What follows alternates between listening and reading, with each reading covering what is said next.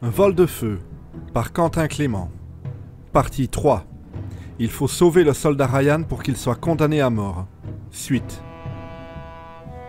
C'est très étrange, les capteurs indiquaient clairement qu'il y avait 6 personnes à bord et maintenant plus rien. À bord du vol de feu, un groupe de tanards fouillait le vaisseau à la recherche de chasseurs de primes qui n'avaient pas mis pied à terre. Équipés de détecteurs à main, ils scrutaient chaque pièce du vaisseau sans trouver qui que ce soit. L'un d'eux avait finalement pris contact avec le poste de contrôle de la base. « T'en es certain ?» demanda son communicateur. « Si je te le dis, je commence à me demander si les 3 qu'on a fait prisonniers n'étaient pas des leurs pour permettre aux autres de s'introduire ici. Mes scanners confirment qu'il n'y a vraiment personne à bord. Ok, gardez un effectif réduit pour garder le vaisseau, on va renforcer la sécurité. » Une nouvelle communication crépita. Intrus signalé dans la base, tous les postes de sécurité en alerte, que personne n'entre ni ne sorte des quartiers des esclaves, tirez pour blesser. Le vol de feu. C'était un vaisseau conçu spécialement pour et par des chasseurs de primes. Un problème récurrent dans ce métier était la confrontation avec certaines autorités. Parfois, une cible pouvait être recherchée par une superpuissance, mais se trouvait sur le territoire d'une autre où elle n'avait rien fait d'illégal, et où donc l'enfermer de force était criminel. Parfois aussi, la cible n'avait rien fait d'illégal du tout et était recherchée pour d'autres raisons. Encore pouvait-elle être recherchée par des tiers et aussi par les autorités, mais que ces dernières proposaient une prime moins importante, voire pas de prime du tout. Dans tous les cas, il fallait pouvoir planquer les cibles, cacher même des scanners. C'était pour cela que chaque cellule du vol de feu possédait un compartiment secret, imperméable aux ondes des appareils de recherche. C'était loin d'être confortable, surtout à 3. Les chasseurs de primes s'étaient cachés en vitesse dans la position qu'ils avaient pu. Couché sur le côté, Arnel était collé à la paroi du fond, tandis que Riley était au sol, sur le dos. Elgor juste au-dessus d'elle, chacun la tête entre les jambes de l'autre, affichant une mine dérangée. « Elgor » râla Riley, « ta queue me tape le visage. »« Ah, désolé. » Le Ragar bougea son appendice écaillé là où il ne gênait pas Rip. « Au cas où tu te poserais la question, » expliqua le lézard, « je suis pas attiré par les humaines, hein. Tu sais, nos femmes, elles pondent des œufs vierges et c'est justement les œufs qu'on féconde, après la ponte. Je sais qu'il y a des fantasmes interraciaux de Ragar qui rêvent de... Putain, mais Elgor !» le coupa la jeune fille. « Je suis pas non plus attiré par toi, je te rassure. » Eh bien sûr, tu crois que j'ai pas vu les dessins animés porno dans ton ordi avec des écolières qui s'empalent sur les queues des Ragars? Ça a rien à voir et t'as pas à aller fouiller dans mes dossiers personnels, connard! Elle le frappa du pied, l'atteignant en plein visage. « Mais arrête !» Il lui agrippa les jambes, mais elle se débattit, tentant de lui mettre des coups de genoux. Il fouetta le visage de la jeune fille du bout de sa queue et elle parut se calmer. « Bien, on se calme maintenant. » Et sans crier gare, elle se redressa légèrement, juste assez pour atteindre le bout du fouet d'écailles et le mordre à pleines dents. Elgor réprima un cri de douleur et la lutte reprit. Les deux se débattaient maintenant juste à côté du Darnien que chaque secousse poussait contre le mur. « C'est fini maintenant !» chuchota-t-il avec impatience. « Écoutez ça !» Les deux cessèrent de bouger, chacun mordant les chevilles de l'autre. Des ordres étaient hurlés dans le vaisseau. Un chef sélectionna quelques tanards pour garder le vol de feu, et les autres devaient partir renforcer la sécurité de la base. On va enfin pouvoir sortir. Le trio attendit quelques minutes et ouvrit la cache. Ils s'extirpèrent difficilement et s'étirèrent en faisant craquer leurs articulations endolories. Elgor et Riley se sourirent comme deux enfants se rendant compte qu'ils s'étaient disputés pour rien. « À vous, Rip.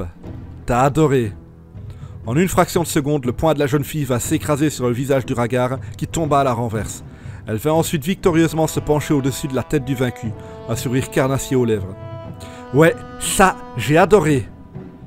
Elgor répondit, du sang coulant de ses narines. « Et pourtant, je te rappellerai jamais !» Riley poussa un soupir de rage et s'éloigna tandis qu'Arnel aidait le pilote à se relever. « Bon, c'est bon, on peut recommencer à essayer de pas crever ?» demanda le Darnien d'un ton impatient. « Ouais, répondit Rip en serrant les dents. Vraisemblablement, la couverture des autres a pas duré. Faut qu'on rejoigne le centre de commandement. De là, je pourrais essayer de... Enfin, je pourrais sans problème pirater leur système et voir où sont Ocar, Bagar et le capitaine. »« Et il y a un risque pour qu'ils s'en rendent compte ?» demanda Elgor. « Je dirais 100%. Par contre, impossible de savoir combien de temps ça leur prendra. »« D'accord, intervint Arnel. Pendant que tu fais ça, on va essayer d'atteindre l'armurerie. Quand ils débarqueront, faudra leur offrir l'accueil qu'ils méritent. » « Et ben voilà un plan qui me plaît, conclut Elgor. Le trio, aussi silencieusement que possible, quitta la cellule où ils avaient trouvé refuge. Ils ouvrirent doucement la porte vers le centre de commandement du vaisseau qui n'était pas gardé. Super, s'écria Riley en avançant vers son poste informatique. Je me mets au boulot. Vous faites pas tuer. Et elle commença à tapoter sur son clavier holographique à une vitesse folle. Arnel et Elgor s'engagèrent avec précaution dans l'escalier qui donnait sur l'étage inférieur. En bas, juste entre les portes du poste médical et de l'armurerie, 2 tanards armés montaient la garde. De là où ils étaient, les 2 furtifs pouvaient voir que d'autres ennemis étaient postés dans le hangar, attendant certainement que l'équipage du vol de feu, qu'ils croyaient sorti du vaisseau, revienne. Impossible de passer sans se faire repérer, et s'attaquer aux 2 gardes alerterait inévitablement les autres. « On peut pas passer, » chuchota Arnel. « Ouais, mais on a besoin d'armes, » répondit Elgor. « Peut-être, mais si c'est pour se faire repérer... T'as entendu Rip, on se fera repérer de toute façon.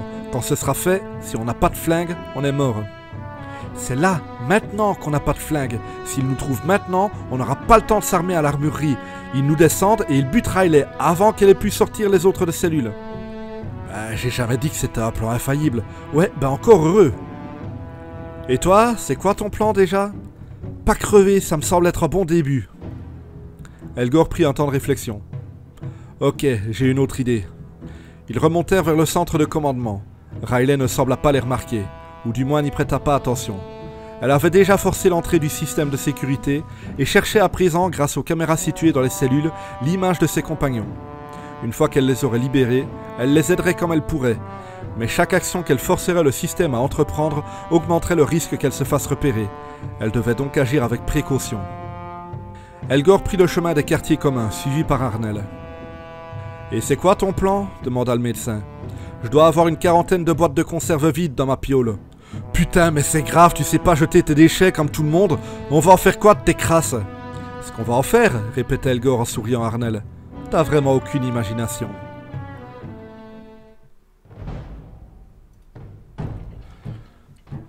Dans sa cellule, James attendait patiemment.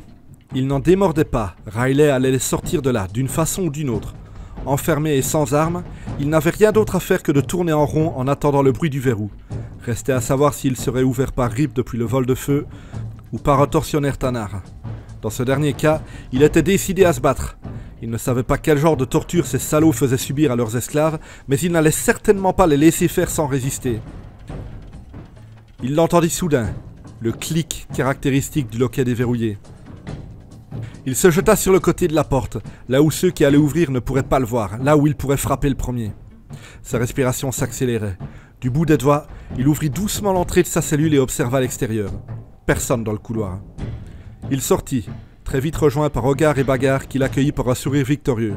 « Alors, mon plan se déroule pas exactement comme je l'avais prévu ?»« Pas exactement, non, » commenta Hogar. « On n'est pas encore sorti d'affaire, » ajouta Bagarre. « Faut qu'on trouve nos armes et nos communicateurs. T'as une idée d'où nous pouvons aller ?» Une porte s'ouvrit soudainement sur leur gauche, donnant sur un couloir vide. Le capitaine fit quelques pas dans sa direction et se tourna vers les autres. « Notre ange gardien va nous guider ?» Arnel recula de quelques pas. « Tu es vraiment en train de faire le con, Elgor !» fit-il d'un air terrifié. « Tracasse, j'ai fait ça plein de fois. Et ça veut pas dire que c'est une bonne idée !» Avec plusieurs conserves posées sur la table devant lui, quelques mesureurs de cuisine et une petite balance, le pilote du vol de feu ressemblait à un savant fou sur le point de faire exploser le vaisseau. Si on mélange les bonnes drogues ensemble, on peut avoir des effets hallucinogènes absolument géniaux. Et si on mélange les mauvaises, ça peut devenir instable et explosif. Au sens propre, je veux dire. C'est de la chimie, c'est pas dangereux. Non, la chimie, c'est pas dangereux, à peine. Elgor versa 2 mélanges de drogue ensemble dans la boîte de métal. Le produit final se mit immédiatement à bouillir et de la fumée s'en dégagea. Et une grenade, c'est presque aussi instable que de la nitroglycérine, mais moins explosif. Par contre, balance ça à la tronche d'un mec et quand la boîte va exploser, ça va être le déluge de shrapnel. Il tendit 2 tubes à essai au médecin. Maintenant, à ton tour. Quoi? Mais tu plaisantes, je touche pas à ça. Mais si, enfin, c'est hyper simple, tu m'as vu faire. Hors de question! Pendant que ses 2 collègues débattaient dans les quartiers d'équipage, Riley tentait de guider les prisonniers sans pouvoir communiquer avec eux. Elle faisait ouvrir les portes en leur traçant un chemin vers la salle où leur matériel était entreposé, sachant très bien qu'à chaque fois, elle s'approchait un peu plus de sa détection par le système de sécurité. Il y avait très peu de gardes, probablement n'imaginait-il pas une seule seconde que des prisonniers puissent se libérer. « Rip, t'es là ? Capitaine, c'est bon de t'entendre !» Le trio avait finalement atteint l'objectif et récupéré le matériel qu'on leur avait pris durant leur fouille. Ils étaient à présent bien enfoncés dans la base ennemie, armés, et aucune alerte n'avait encore été donnée. « Tu sais où est Hare ?»« Non, j'étais un peu occupé à vous sauver les miches. Écoute, on est planqué dans le vaisseau, mais on peut se faire repérer à tout moment, et le système de sécurité informatique est sur mes talons. Si je me fais repérer, on est tous morts, alors je dois arrêter le hacking. » Pas de problème, je comprends, on va s'en sortir tout seul à partir de maintenant. Si vous prenez la seconde porte à gauche en quittant la pièce où vous êtes, vous débouchez dans un quartier où toutes les portes sont fermées de l'extérieur et donnent sur des cellules. Impossible de voir ce qui se passe dedans, mais il y a sûrement des prisonniers à libérer. Parfait, merci Rip. Soyez prudents. Et vous aussi les gars. Le trio d'infiltrés prit la direction donnée par la jeune femme et pénétra le quartier dont elle parlait. Devant eux, 3 couloirs sombres s'élançaient, jonchés de portes numérotées. Ils se séparèrent et prirent chacun une direction différente. Ocar prit le couloir de gauche. Il avança à bon moment, ouvrant porte après porte, mais ne vit que des cellules vides. Il atteignit finalement le numéro 10756. Jusque-là, il n'avait rien trouvé. Pas de tanard, pas de prisonnier, rien. Il était loin de s'attendre à ce qu'il allait voir ici. Dans une salle où l'enfer qu'il avait imaginé avait pris vie sous la forme d'un tanard. Il ne se doutait pas qu'il était sur le point d'être marqué à jamais, et que cette mission s'apprêtait à prendre une tournure beaucoup moins drôle. Juste avant d'ouvrir cette cellule, il perçut un son juste de l'autre côté, une sorte de petit cri étouffé par l'insonorisation presque parfaite des murs de la base. Il ouvrit lentement. Dans l'entrebâillement, il pouvait voir un tanard de dos. Ce dernier ne l'avait visiblement pas remarqué, concentré sur l'ouvrage malsain qu'il opérait sur une humaine attachée sur une table. De là où il était, le chasseur de primes ne pouvait pas voir ce que l'esclavagiste faisait, et sincèrement, n'avait aucune envie de savoir. Ocar s'avança doucement, jusqu'à être assez proche pour saisir le tortionnaire à la gorge. Il attaqua, le maîtrisant pour le coucher au sol. Le tanard se débattait, tentant de frapper des coudes, de se dégager de la prise, de lutter contre le chasseur de primes qui tentait de l'étrangler. Mais le bas noir fut plus fort et l'esclavagiste finit par rendre doucement l'âme.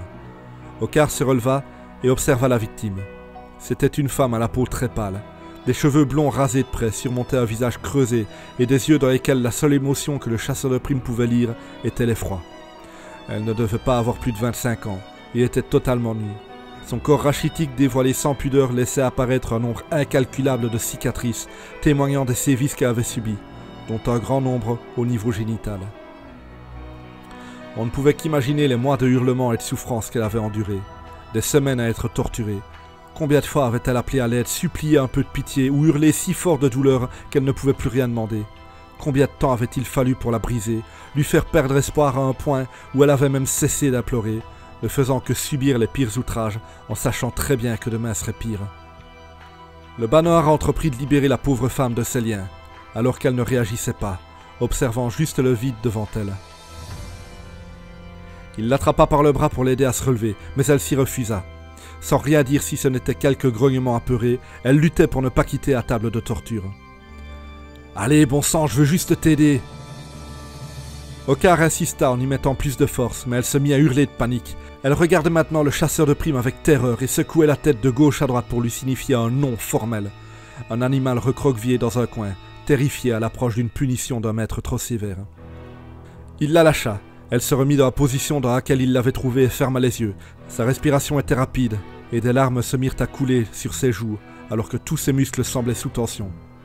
« Attends, tu vas comprendre. » Ocar rejoignit le tanard qu'il avait étranglé plus tôt, et fouilla son corps à la recherche d'une arme. Il trouva un pistolet. Il revint près de la jeune fille, et la saisit par le poignet. Elle se crispa. De force, il lui ouvrit la main, et lui serra les doigts autour de l'arme. Elle écarquilla subitement les yeux, et son regard se posa sur ce qu'elle tenait. « Je vais pas te faire de mal, » expliqua encore Ocar. « Je vais te sortir d'ici. Tu veux bien te lever ?» Il était totalement désemparé face à cette pauvre créature, mais tout son être lui hurlait qu'il devait à tout prix aider cette fille. Doucement, craintive, elle se redressa, sa main serrant fermement le pistolet. Elle posa un pied à terre et se mit debout. Elle semblait à peine tenir sur ses jambes trop faibles pour la porter. Elle se figea soudainement, observant avec effroi l'entrée de la pièce. Ocar se retourna et vit un tanard qui les observait, un sourire aux lèvres. « Tu penses pouvoir la libérer ?» demanda narquoisement le nouvel arrivant. « Je sais pas à quoi vous jouez ici, répliqua le chasseur de primes sur le ton de la haine la plus pure. Mais je vais y mettre un terme. C'est impossible. Elle n'est plus capable de la moindre envie depuis bien longtemps. Observe. Sujet 12, mets-lui une balle dans la tête. Ocar sentit le canon du pistolet qu'il avait donné à la jeune fille se coller à l'arrière de son crâne. Il leva les mains. Écoute, argumenta-t-il. Je sais pas ce qu'ils t'ont fait, mais tu peux t'en sortir. Je vais t'aider. Immédiatement, la rappela à l'ordre le Tanard. Tue-le! L'arme se mit à trembler. Ocar semblait l'approche de la mort et la panique montait en lui. Fais pas ça! Implora-t-il. Fais-le! Hurla l'esclavagiste en dégainant une arme qu'il pointa sur le chasseur de primes. Sinon je vous tue tous les deux! Elle fit feu. Dans une puissante détonation, le Tanard qui donnait les ordres tomba au sol. Ocar prit une minute pour comprendre la situation. Sa respiration décéléra lentement, jusqu'à reprendre un rythme normal. Il se tourna finalement vers la fille. Elle semblait totalement désorientée. Elle lâcha l'arme et tomba à genoux, perdue. Le bas noir s'agenouilla devant elle.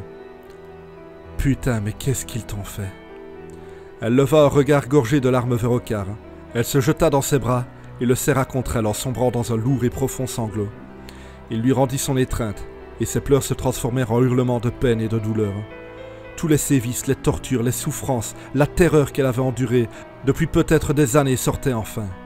Ocar était probablement la première personne qu'elle voyait être bienveillante avec elle depuis aussi loin que sa mémoire brisée remontait. Il sentit des larmes monter à ses yeux lui aussi. « Je vais te sortir d'ici, je te le promets. » Une détonation soudaine, et la jeune fille fut projetée en arrière, son crâne explosé éclaboussant le visage d'Ocar d'une giclure de sang. Le Tanard sur qui elle avait tiré, couché au sol, tenait toujours son arme. « Petite pute !» prononça-t-il dans son dernier souffle. Le chasseur de primes lâcha doucement la femme dont le corps inerte s'écroula au sol. Il resta paralysé plusieurs minutes. Il avait déjà tué et déjà vu mourir, mais là, cette pauvre fille n'avait pas mérité d'être ainsi détruite au nom de l'asservissement et du profit. Et elle était morte en ne connaissant que la terreur et la souffrance. Il ne restait d'elle à présent que le triste et pathétique cadavre d'une inconnue morte pour avoir tenté d'être libre. Ocar essuya le sang sur son visage et se releva en serrant les dents. « Vous allez tous crever !» Il sortit de la cellule, encore sous le choc, quand il entendit des coups de feu. Il s'élança dans le couloir sombre, guidé par les bruits d'une fusillade lointaine, qui très vite devinrent des tirs et des hurlements distincts. La tuerie cessa finalement, mais Ocar continua de courir dans la direction qu'il pensait être la bonne quand il tomba nez à nez avec une arme pointée sur lui au détour d'un carrefour. « Stop! Arrête !» James s'interposa entre le bas noir et un humain totalement nu qui tenait un pistolet. Les lieux étaient jonchés de corps de toutes les races. La plupart étaient nus, mais les cadavres Tanard étaient bien vêtus. Devant lui se dressait une quinzaine d'individus équipés parfois d'armes à feu et parfois de barres de fer accompagnés par Bagarre et le capitaine. « On a trouvé quelques esclaves, expliqua Conrad. On leur a donné de quoi se défendre avec ce qu'on a trouvé. On est tombé sur une patrouille puis leur prendre leurs flingues, mais l'alarme a été donnée. »« Tu as trouvé quelque chose, toi ?» demanda Bagarre. Ocar baissa la tête et déglutit. « Non, rien du tout. » Le communicateur de James retentit, c'était la voix de Riley.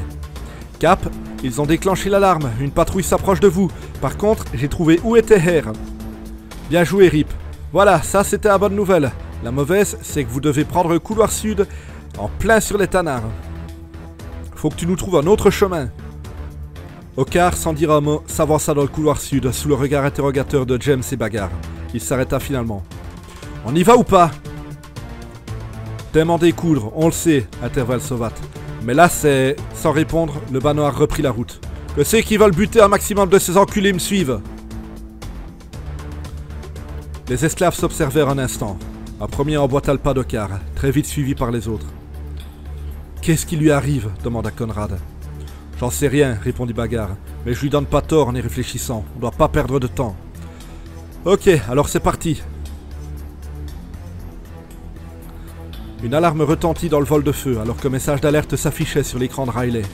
« On a un problème, ils vont arriver !»« Pas si c'est nous qui y allons !» hurla Elgor en se jetant dans l'escalier qui descendait du poste de commandement. « Quoi ? Mais... » Arnel n'eut pas le temps de réfléchir que déjà son équipier s'élançait sur l'ennemi. Il le suivit avec un peu de retard. Le Rhaegar lança l'une de ses grenades artisanales au bas de l'escalier. Elle détonna, accompagnée par le hurlement des 2 tanards qui gardaient les lieux.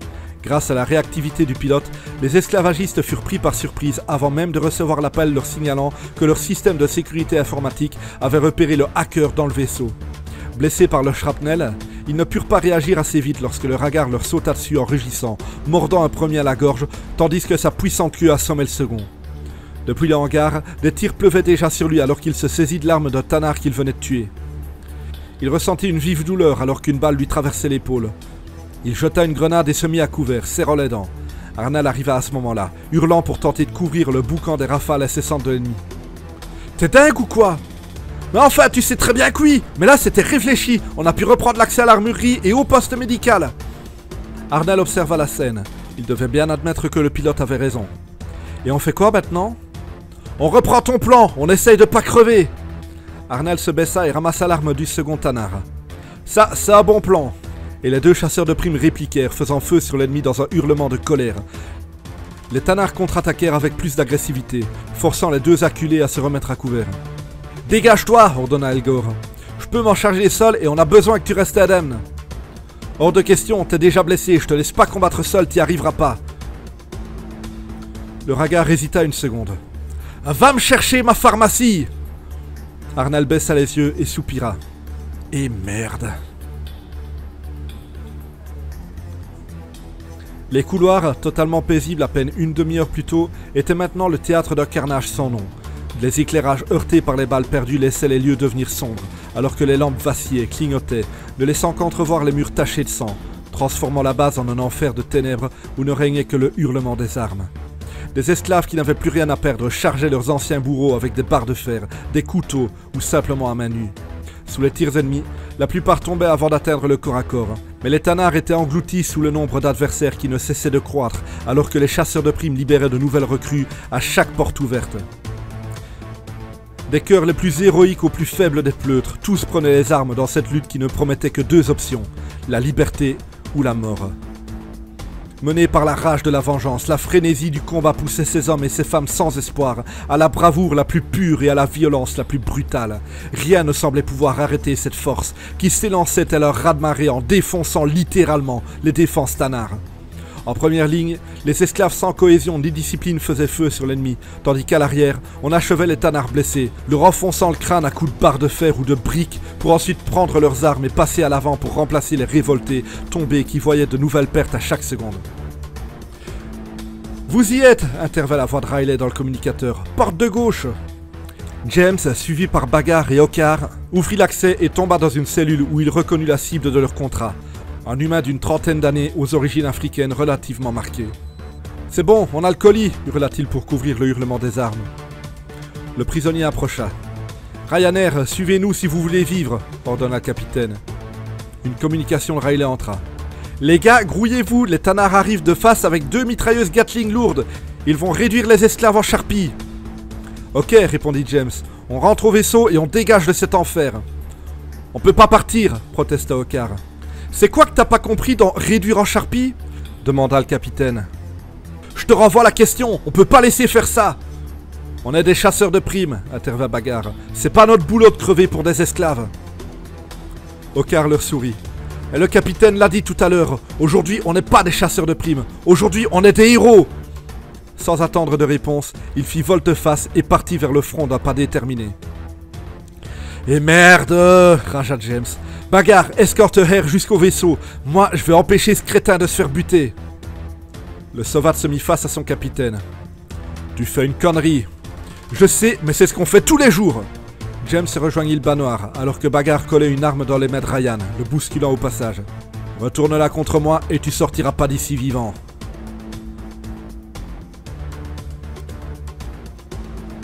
Baisez vos mères, j'ai pas peur de crever! Ça, c'est juste parce que t'es trop défoncé pour avoir peur. Maintenant, arrête de bouger.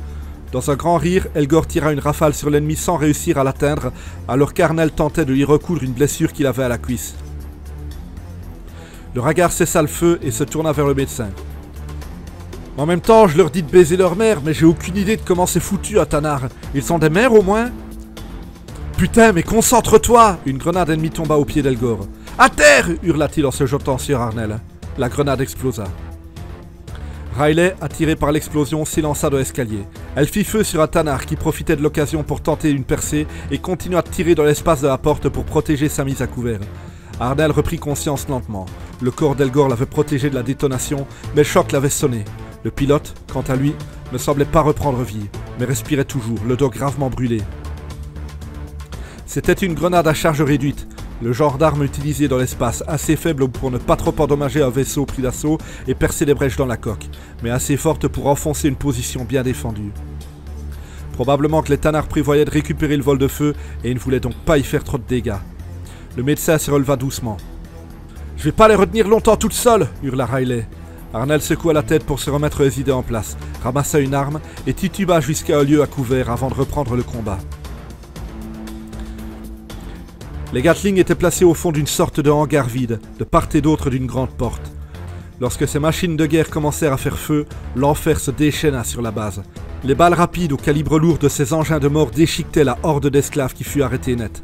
Du sang giclait sur les murs et les corps coupés en deux tombaient au sol, alors que les hurlements de douleur et de terreur ne couvraient qu'à peine celui des mitrailleuses. Alors que la rébellion devenue impuissante commençait à battre en retraite, Ocar et James s'élancèrent dans la bataille dans des cris de colère. Sans certitude de victoire, sans réel plan, ils se jetèrent au combat en ne faisant plus confiance qu'à leur instinct. Par ce geste héroïque, ils inspirèrent certains esclaves qui reprirent la route de la gloire, se rappelant une chose simple, la liberté ou la mort. James fit feu sur les servants de la première machine. L'un d'eux tomba alors que l'engin répliquait dans sa direction. Conrad se jeta sur le côté. Les tirs voulurent le suivre, mais durent revenir sur la horde et qui recommençait à avancer. Sur la droite, Ocar descendit 2 servants sans cesser de marcher. Les Gatling étaient des armes redoutables pour arrêter une infanterie en marche, mais trop peu précises pour se concentrer sur un seul individu et trop lentes à manœuvrer pour être efficaces à courte portée. Le bas noir le savait et il voulait utiliser ses défauts à son avantage. Du côté de Conrad, beaucoup d'esclaves tombèrent, mais 2 tanards furent touchés. Une horde sans formation militaire n'aurait jamais pu faire face à ces 2 Gatling, mais il avait suffi de 2 guerriers expérimentés pour vaincre. Les tanards le comprirent et abandonnèrent les mitrailleuses pour se retrancher. Les esclaves les rattrapèrent et passèrent la porte du fond. De l'autre côté, les tortionnaires avaient lâché leurs armes. Ils levaient les mains pour se rendre, mais furent froidement mis à genoux puis exécutés par la rébellion. Ocar et James entrèrent à leur tour. C'était une salle de contrôle ou une sorte de poste de sécurité. Sur de multiples écrans, on pouvait voir des tanards fuir les combats, rejoindre des vaisseaux et décoller. L'ennemi était en fuite. La bataille était gagnée. Les anciens esclaves maintenant libérés poussèrent des cris de joie. Certains se mirent à pleurer ou se jetèrent dans les bras de ceux qui les avaient sauvés. L'enfer, c'était fini. Bientôt, ils seraient tous chez eux. Dans l'entrée du vol de feu, Magar et Riley attendaient leur chef avec Ryan. Lorsque James et Ocar revinrent, Rip vint à leur rencontre. Elgor a été gravement blessé, mais Arnell s'en occupe, ses jours ne sont pas en danger. Bien, bien, répondit le capitaine. Il observa la baie des vaisseaux. Les esclaves s'organisaient, se mettant par groupe autour de ceux qui savaient piloter, avant de prendre des transports tanards pour rejoindre la civilisation. « On a vraiment fait quelque chose de bien aujourd'hui, dit James avec fierté. Ryan baissait les yeux. « Et vous allez faire quoi pour moi ?» demanda-t-il. « Vous n'êtes pas une équipe de secours, vous êtes des chasseurs de primes. Si vous me livrez, je suis mort. » James hésita. Il interrogea du regard son second. La crête du Sovat traduisit un sourire et un signe de tête approbateur confirma le message. « On n'est pas des chasseurs de primes, » rétorqua le capitaine. « Aujourd'hui, on est des héros. »« Merci, » fit le prisonnier en relevant la tête. « Dites-vous qu'un jour, il est possible que mon oncle vous rende l'appareil. » Il partit ensuite en vitesse, de peur qu'il change d'avis. « On fait quoi maintenant ?» demanda Riley. On envoie un signal aux autorités de la République. Mais t'as vu qu'on peut prétendre à une belle récompense. Faudra aussi renforcer notre vigilance, intervint Bagar. Cet enculé de Garol a réussi à s'échapper. Il va vouloir sa vengeance.